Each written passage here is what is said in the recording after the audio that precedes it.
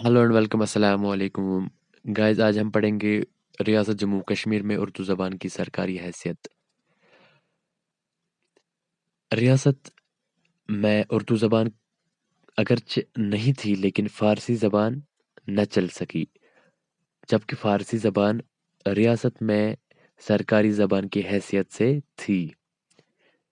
डोगरा दौर में ही उर्दू ज़बान को काफ़ी अहमियत हासिल हुई थी और आज़ादी के बाद उर्दू ज़बान रियासत की सरकारी ज़बान करार दी गई। मौजूदा दौर में भी सरकारी दफातर से लेकर आम लोगों में उर्दू ज़बान का इस्तेमाल होता है। यानी महाराजा प्रताप सिंह के दौर में ही उर्दू को काफ़ी अहमियत हासिल मिली थी और इसी के दौर में उर्दू को सरकारी दर्जा मिला था। महाराजा प्रताप के दौर में ही कश्मीर की अदीब और शायर सामने आए। बहुत सारे किताबों का तर्जुमा जो कि अरबी, फारसी, संस्कृत में लिखी थी, उनका तर्जुमा उर्दू में हो गया इसी इसी के दौर में। और इसी के दौर में कुछ अदीब, शायर निकल कर सामने आए और उन्होंने उर्दू लिखना शुरू किया और कश्मीर को उर्दू ज़बान का जो एक लहजा है बख्शा। बड़ी-बड़ी किताबों को तर्जुमा करके उर्दू में लिखा।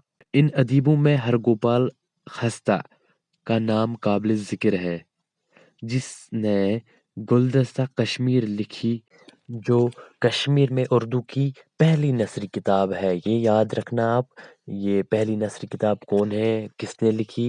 हरगोपाल खस्ता ने। गुलदस्ता कश्मीर ये पहली किताब थी। इसके बाद श्रीनगर में शाया होने वाला पहला अखबार, जिसका नाम वतस्ता है। वतस्ता श्रीनगर में पहला अखबार शाया होने वाला पहला अखबार है। इस दौर में दफातर, पुलिस स्टेशन, पुलिस थानों में, स्कूलों में, बाकी सरकारी इदारों में भी उर्दू ज़बान का इस्तेमाल होता था और मौजूदा दौर में भी उर्दू ज़बान का इस्तेमाल होता है। इसके अलावा मदरसों में, दरसगाहों में और कहीं भी जगह आम तौर पर भी उर्दू का ही इस्तेमाल या उर्दू का ही रवाज आम था। आज भी मुल्क में उर्दू का ही सिलसिला जारी है। Thank you so much for watching this video.